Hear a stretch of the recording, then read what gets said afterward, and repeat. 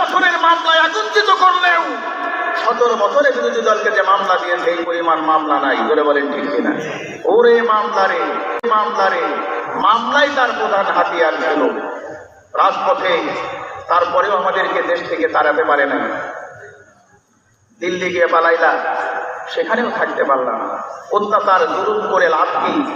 উনি তো গেছেন, যারা ওনাকে জননী বলতো, মা বলতো, মাঝে এমন ভাবে পালিয়ে গেল, নিজের সন্তানের চিন্তা করলো না। করে বলেন ঠিক কিনা? একটা কুত্তা পর্যন্ত তার সন্তান ফেলে যায় না। তোমার এত দাপট, তোমার এত ডিগ্রি, তোমার এত গুণ, আজ কোথায় তাম বিশ্ব তোমার ধিক্কার দেয়। নাউজুবিল্লাহ বলেন। এই কারণে আল্লাহ যে বুদ্ধি দিয়েছে, ক্ষমতা দিয়েছে, অপব্যবহার করবেন না। যারাই অপব্যবহার করবে, আমরাও যদি অপব্যবহার করি, এরকম লাঞ্ছনা আমাদের গলায় আসতে পারে। ধরে বলেন ঠিক কিনা?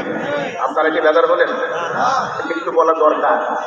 17 বছর আমরা প্রাণ বলে কথা বলতে পারি না। যত অপরাধ দিনে আমরাই করেছি, পুলিশ আমাদেরকে ধাওয়া করত।